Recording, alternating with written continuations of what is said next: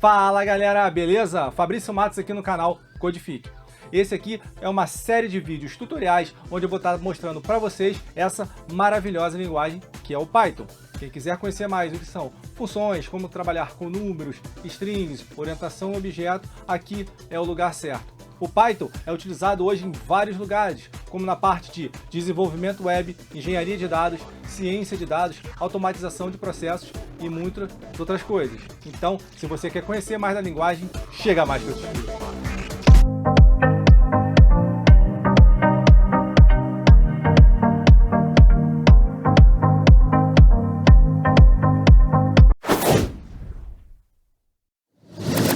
Agora vamos falar sobre variáveis. Vamos definir o que são e como elas são usadas. Primeiro, vamos criar algumas variáveis. Vamos lá. Exemplo 1. Olá. Exemplo 2. Tudo bem? Exemplo 3. 3. E exemplo 4.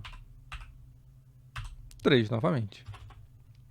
Nós criamos aqui 4 variáveis. Repare que a variável exemplo 3 ela é um número representado como uma string, pois ela está entre aspas.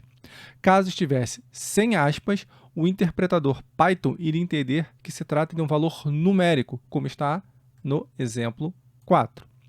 Ok, mas o que são variáveis? Bom, tecnicamente falando, variáveis eles são espaços na memória onde nós podemos alocar os dados e nos permitem gravar e ler esses dados com facilidade a partir de um nome dado por nós. Agora, de uma maneira mais simples de explicar, a gente pode dizer que uma variável é igual a um post-it que você dá nome e cola uma etiqueta. No nosso exemplo, nós temos o olá. Ele está armazenado na variável exemplo 1. Agora, nós podemos acessar a variável exemplo 1 em todo o nosso programa. Por exemplo, se nós digitarmos o comando print exemplo 1 ou print exemplo 2 ou print exemplo 3 e print exemplo 4 e executarmos,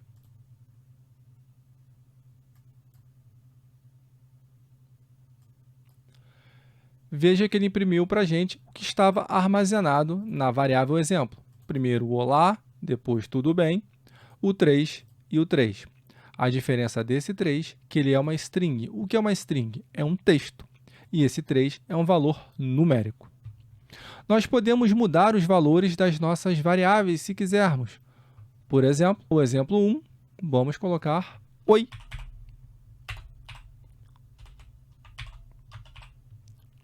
E o exemplo 2, vamos colocar como você está.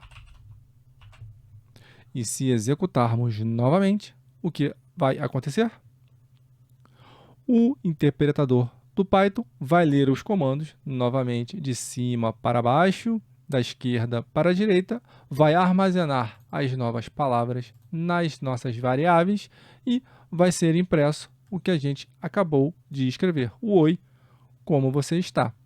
O exemplo 3 e o 4 não mudou, então ele permanece com os números 3. Agora você pode estar se perguntando, mas para onde foi parar as palavras que estavam anteriormente, que era o olá e o tudo bem? Lembra que eu falei que as palavras ficam em espaço de memória? Então, como as variáveis não apontam mais para essas palavras, e elas não são criadas nenhuma outra variável para ela, pode-se dizer que elas ficam soltas na memória.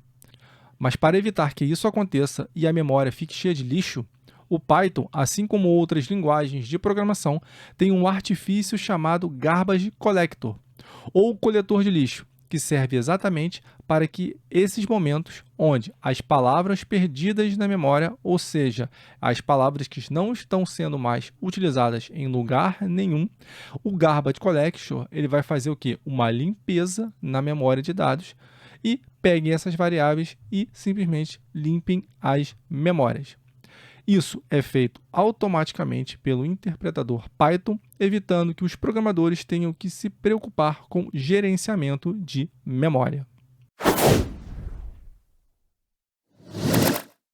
Agora que já sabemos o que são variáveis e como armazenar valores nestas variáveis, vamos ver como podemos mudar os tipos das variáveis. Mas para isso, vamos primeiro conhecer os tipos de dado que temos no Python.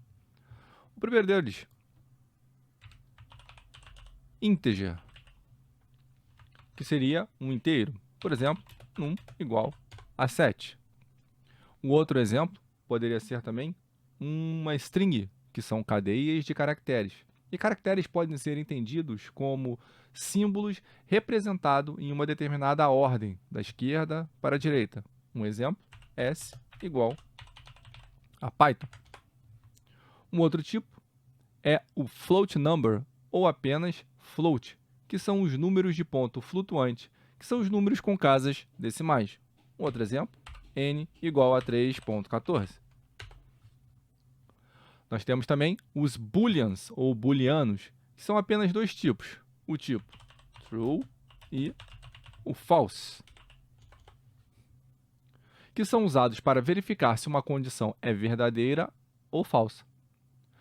Agora vamos fazer algumas mudanças de tipo. Deixa eu apagar isso aqui, vou mostrar para vocês. Existem algumas situações onde a gente realmente vai precisar fazer essas alterações. Por exemplo, nós temos um V e nós temos uma string que representa o 200. Se quisermos fazer uma conta, resultado igual 400 menos V, e quisermos imprimir o resultado, o que será que vai acontecer? Nesse caso, nós temos um erro. Por quê?